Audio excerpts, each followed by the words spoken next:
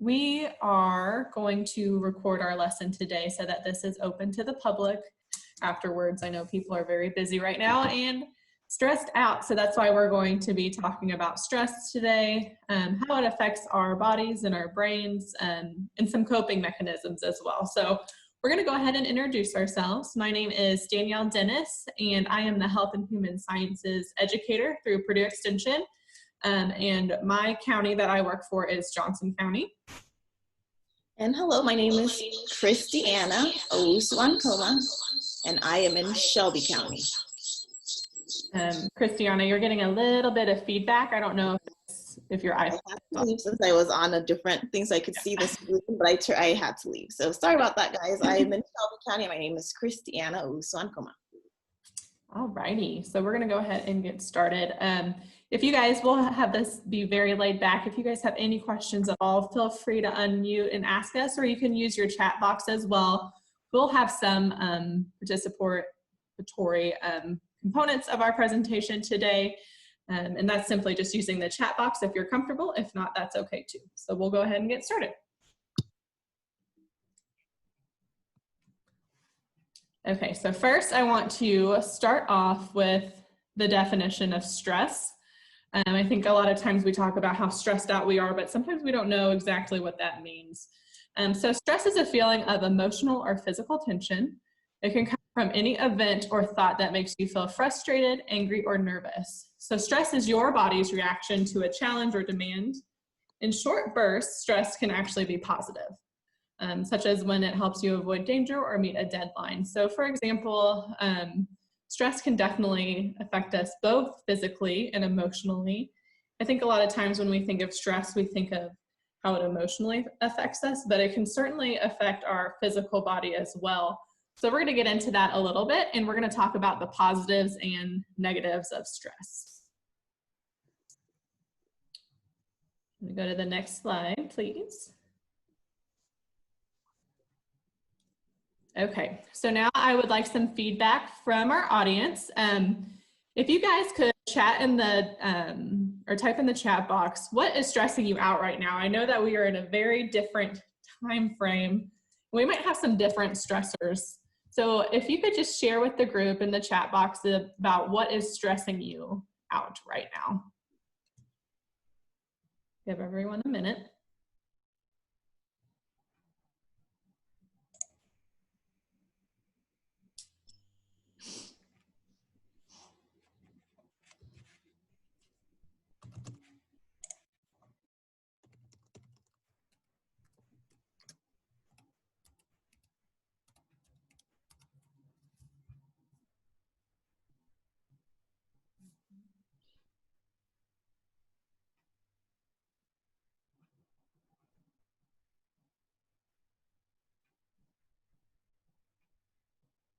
Give everyone about 30 more seconds if you want to type what has been stressing you out.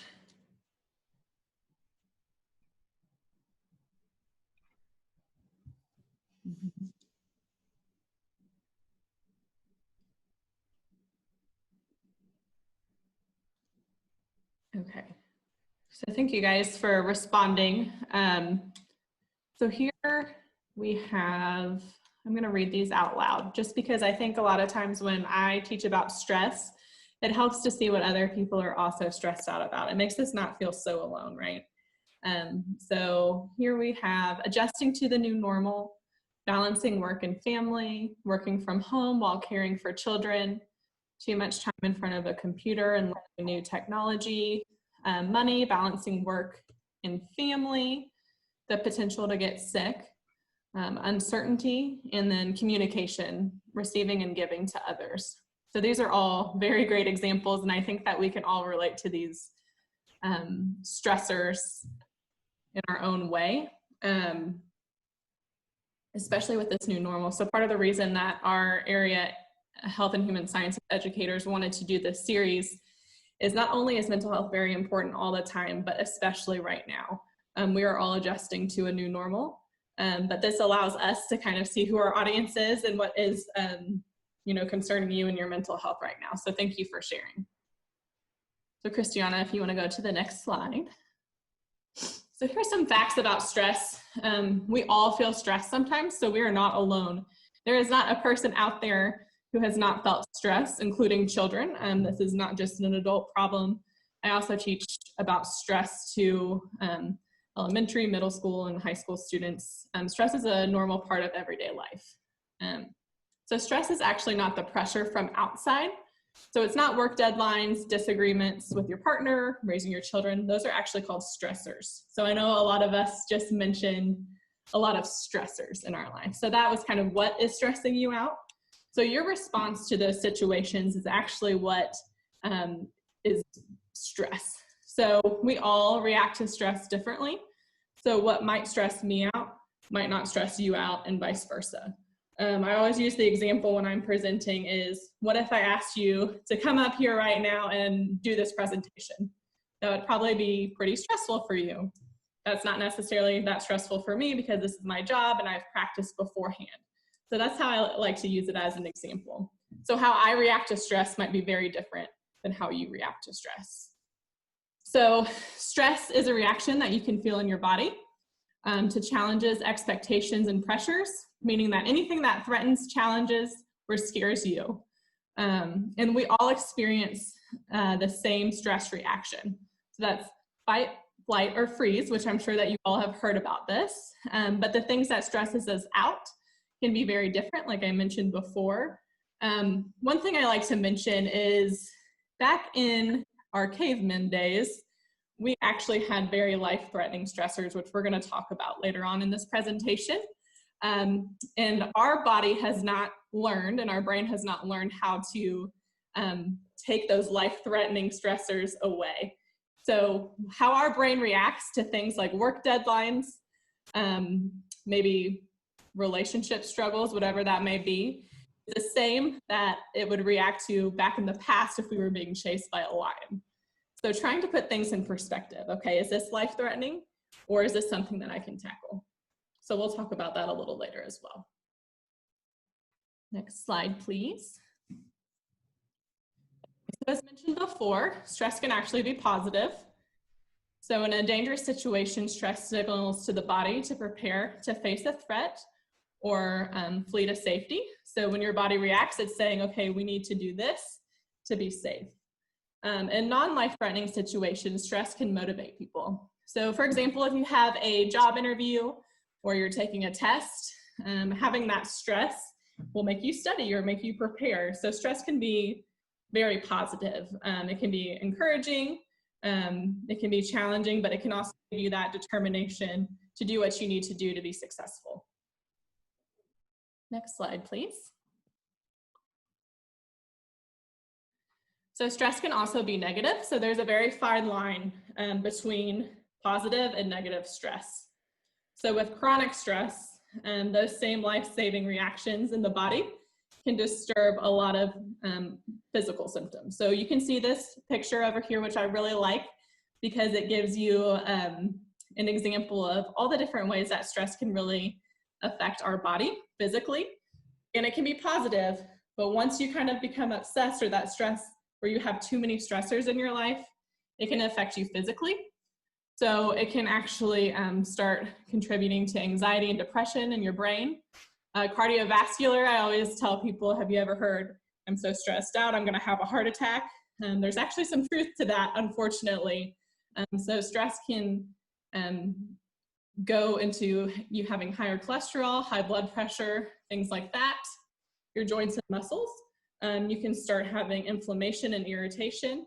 Your immune system, this one's really big for me. So kind of knowing how your body physically reacts to stress is important so that you can kind of take a step back. My immune system, whenever I am overly stressed, goes completely down.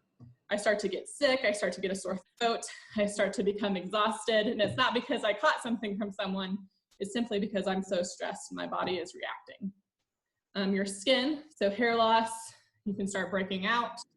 Your gut, you can start having a lot of stomach issues if you're very stressed. And then your reproductive system as well.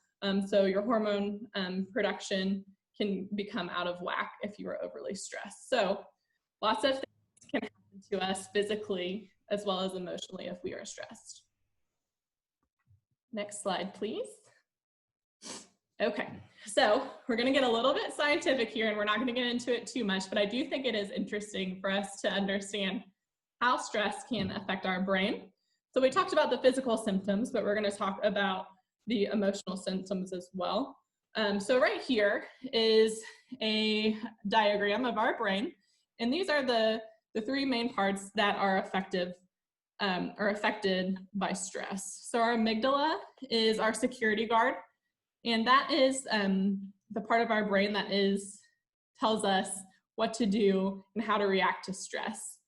I always tell students when I'm working with younger students that your brain is not fully developed until the age of 25, so you can actually train your amygdala how you react to stress. So that's pretty exciting. So if you have children, there's still time to kind of train your brain and how you react to these functions.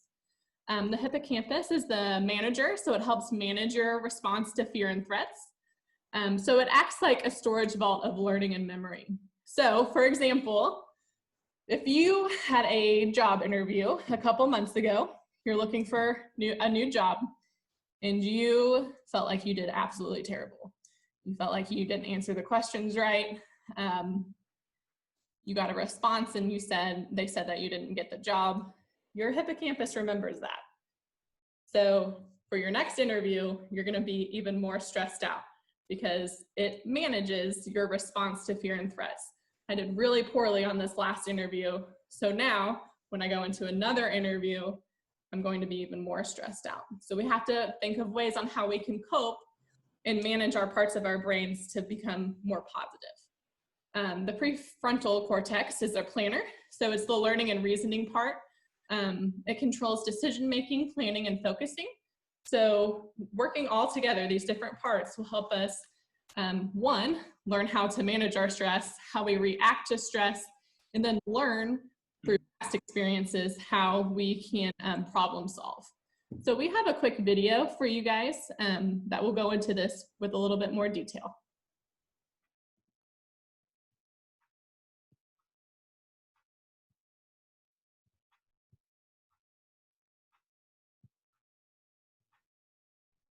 So we're going to pull it up. Sometimes it takes a couple seconds. Is it showing? I can't see on my screen, so are we good? Yep, I see it. Are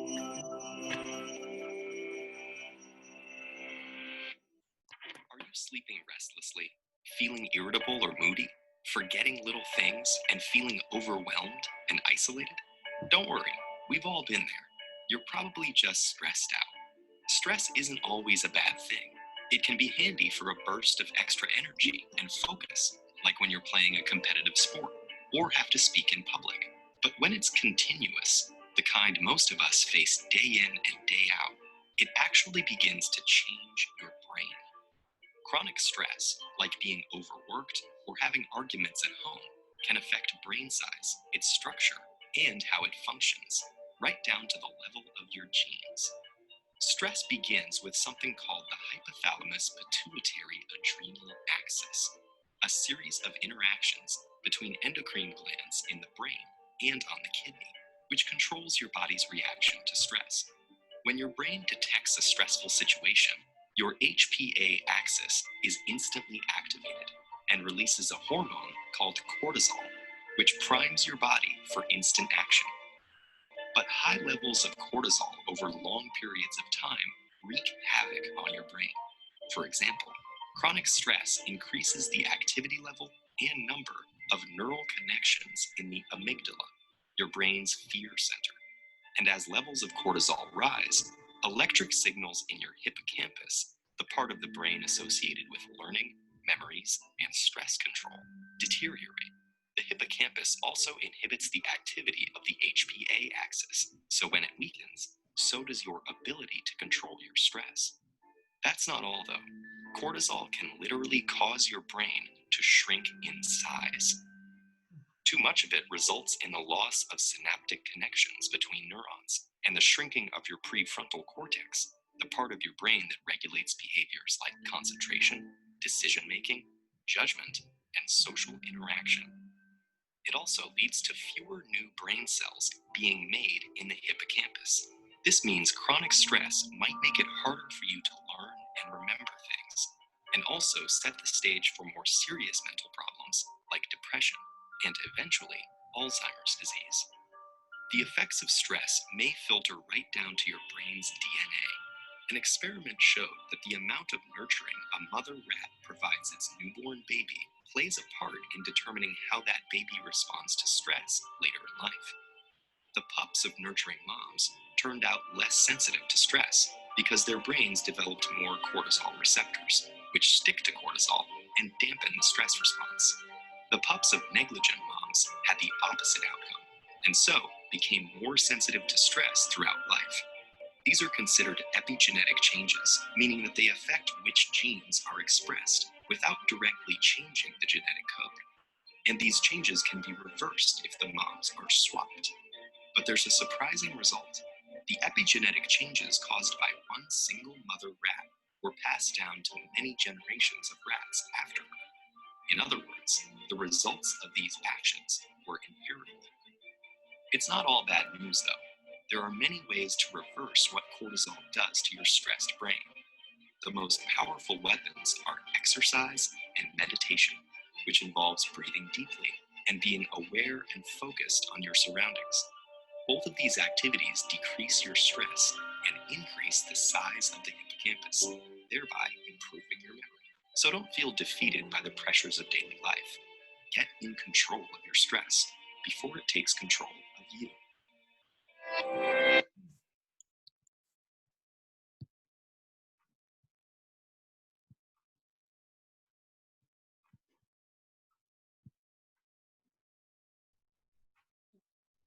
Okay, so especially with Zoom lessons, we like to throw in some visuals because it's a lot different than teaching in person.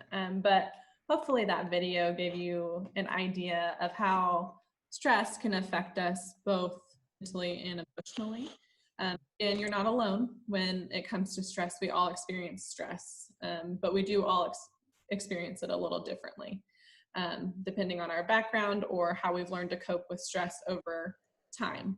So the positives are there are ways for us to cope with it. And Christiana is actually going to take the last half of this presentation and give us some ways on how we can cope and help better manage our stress. All right, so before I kind of dive in on my portion, we wanted to take some time to discuss situations that may be perceived or constitute real threats. So Danielle had mentioned some examples, and an example I like to think of is maybe you're going for a walk and you notice that there's somebody following you. This is definitely a real threat and it can trigger that fight or flight response versus a situation where maybe you borrowed your friend's outfit and they're like, I need that for an event tomorrow, and you can't find it. This will still trigger that stress response, but it might not be a real threat. So if you don't mind, take some time and share examples in your life of real threats versus situations that may not have been real threats, but that stress response was still triggered. And we'll give some time so you guys can respond. And Danielle, you might have to kind of monitor. It's hard for me to see everything on my screen. So let me know if we're getting some stuff in there.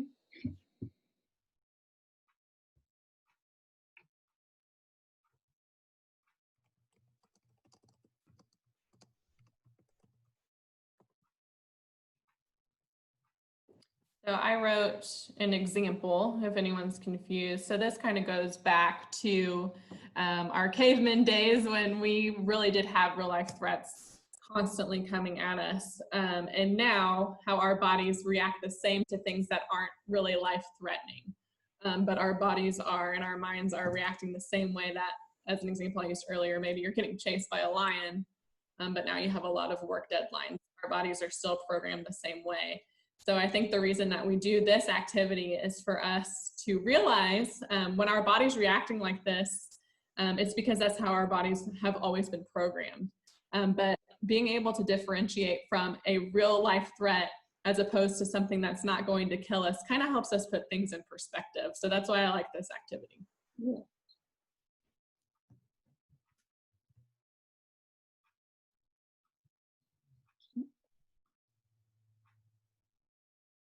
So we'll wait another 30 seconds if anyone else has an example or wants to speak to an example that causes a lot of stress in your life that might feel kind of life-threatening some days.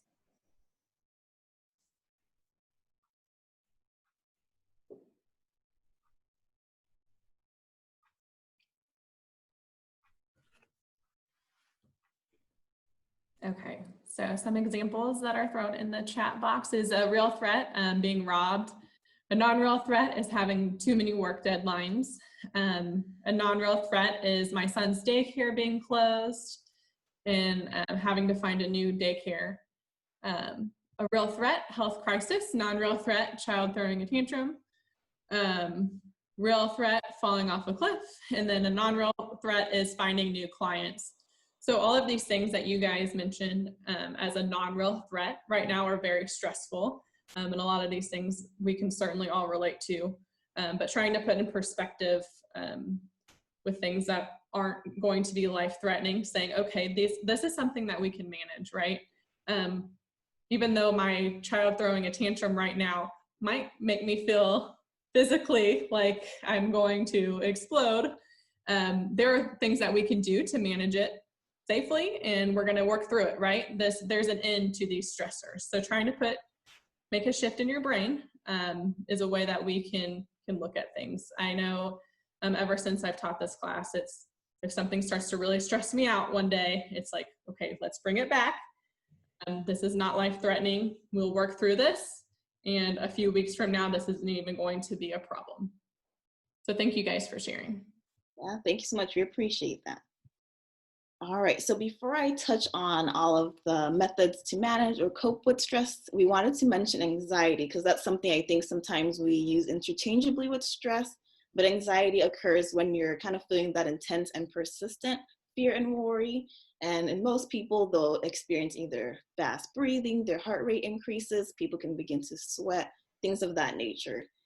And as far as what kind of really differentiates stress and anxiety, as Danielle mentioned, stressors are those external things that trigger the internal response. So anxiety then is that internal response, and you feeling anxious or it persisting and continuing even after that situation subsides. So with stress, as Danielle just mentioned, when you have a situation and you're able to maybe pass that work deadline, get that project accomplished, the stress usually subsides and you're able to calm down and kind of be okay in that instance. But anxiety, on the other hand, it just continues on. Even though that situation has passed, you're still kind of thinking about it, feeling like maybe something can pop up, that fear continues. So I hope that kind of helps with that differentiation, to know that they're not interchangeable and that they are actually different. All right, so as far as coping or managing your stress and anxiety, we're going to touch on a few examples, but first and foremost, you want to look at your body and be more aware of the triggers or the signs that your body is showing you that you're feeling stressed out. So maybe some of those immune responses having maybe your heart rate beat fast. Some individuals might become more easily angered when they're feeling stressed or anxious. Individuals might also begin using alcohol or other substances to kind of manage or mitigate that stress. So being mindful of your own body and knowing, what's my body telling me? Am I feeling stressed out? Am I feeling anxious? And the more you're aware, the more you can kind of manage it as well. Secondly, we encourage that you be in constant communication with your healthcare provider. Again, we can provide all this information, but it's important that you're looping in the individual that takes care of your health in that regard. And you being kind of taking that initiative to start that conversation, because we know our doctors don't always have a lot of time to spend with us when we go to see them. So we have to be intentional and more vocal about expressing that, you know what, I've been experiencing these symptoms. I think I may be feeling more stressed out than usual, or that I might be feeling anxious. So having that discussion so you can get the help and treatment that you need. The video underscored this, so maintaining or working to exercise regularly, just about 30 minutes of walking a day has the benefit of really boosting your mood as well as your overall health and wellness. So we encourage being active, moving as much as you can, and any kind of physical activity really counts and has those positive benefits. We also encourage that you look at different relaxation activities. There's quite a bit on the web currently. I know YouTube has a lot of resources, so if you're looking for ways to incorporate that into your day, being intentional about seeking out those resources. We can also be resources for you if you're maybe having a hard time finding videos or items that you can use to practice these relaxation exercises. And it's also important to be intentional about scheduling it within your day, because again, we can all have good intentions, but if we don't actively implement them, we're not really going to see those benefits. So for me, there's certain days that we have a lot of Zoom calls, and I try to be intentional to maybe take a 5-minute break just to sit and clear my head, maybe hop on YouTube, sit through a short little relaxation video, and that it really does make a difference. So finding ways that you can, in your own schedule, incorporate that in there. And related to that, we also encourage that you take some time to maybe sit down and jot down your different goals and priorities. And having this stuff kind of written down can let you physically see things that are kind of immediate, things that you need to address right away versus items that can maybe be done later, so that you're not, again, feeling overwhelmed, like you have to accomplish or do everything all at once. And this can kind of mitigate some of that stress and anxiety that you might be feeling. And related to that, we encourage that you focus more on the things that you're able to get done every day. So I know sometimes we can be our own biggest critics, where we can accomplish so many tasks, but what we remember is like, oh, but I didn't do that one activity. But shifting that view and focusing more on what did I accomplish today? And you know what? Maybe I had 10 things and I accomplished 7 of those. That's still a great accomplishment. So giving yourself grace and giving yourself that kind of wiggle room in certain instances if you're feeling overly stressed out. And last but not least, we encourage you to stay connected to your social networks. So I know it's a little interesting in this season of COVID-19, but thankfully, we have technology. So we have FaceTime calls, we have Zoom calls. So really tapping into those individuals in your life that can help you as you're navigating different emotional stressors, and they can be there to support you both emotionally and practically. So reaching out to those in your life who can be that support system. And we wanted to do a quick relaxation activity. Let me check on time. I think we have some time, so we'll sit through this, and it's on YouTube, so I will get that loaded up, but we encourage you to participate with us for this activity. And we'll be back to kind of talk a little bit, so don't leave just yet. And I know this seems a little strange when I do this activity, but it is a free resource on YouTube. So Christiana and I, when we look at our resources, we always want to make sure that we find free resources for you, and you can find this really easily. So do try your best to participate and try to kind of leave those thoughts behind.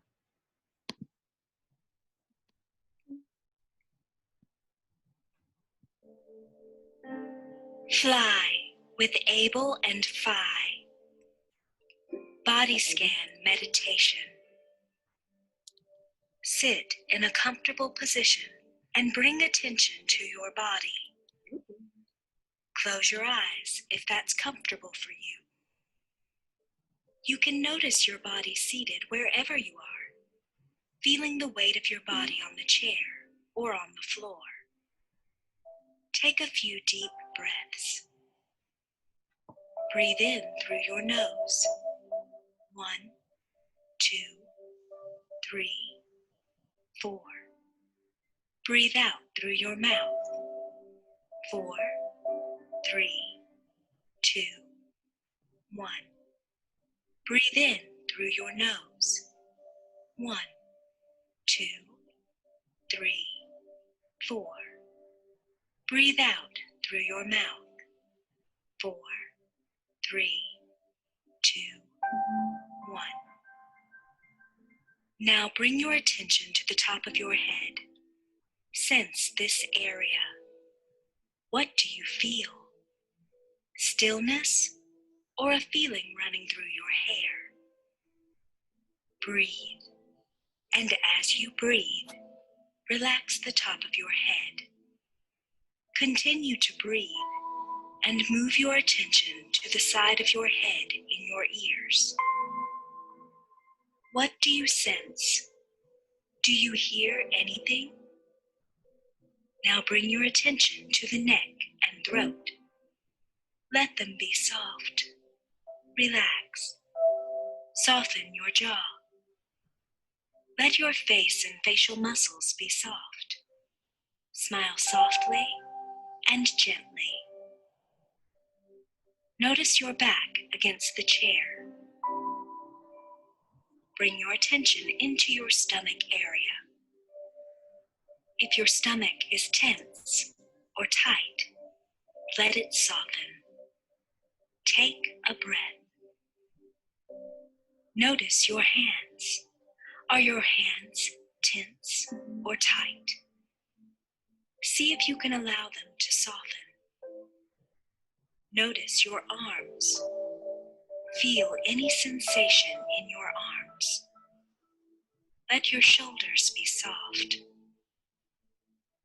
Bring your attention to your legs and your feet.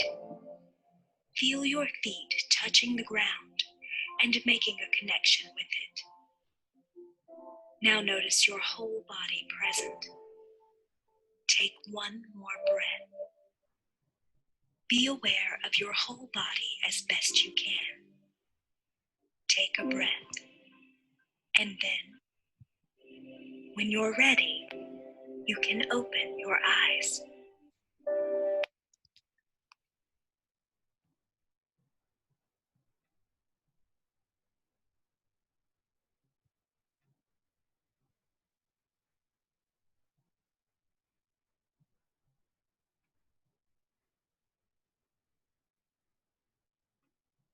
Is it sharing the PowerPoint? I can't see on the screen. Not yet. Technology challenges. And speaking of that, the video was not working as it was supposed to, so that was kind of stressing me out a little bit. You got it. We did our breathing. We're good. There it is. Let it show now.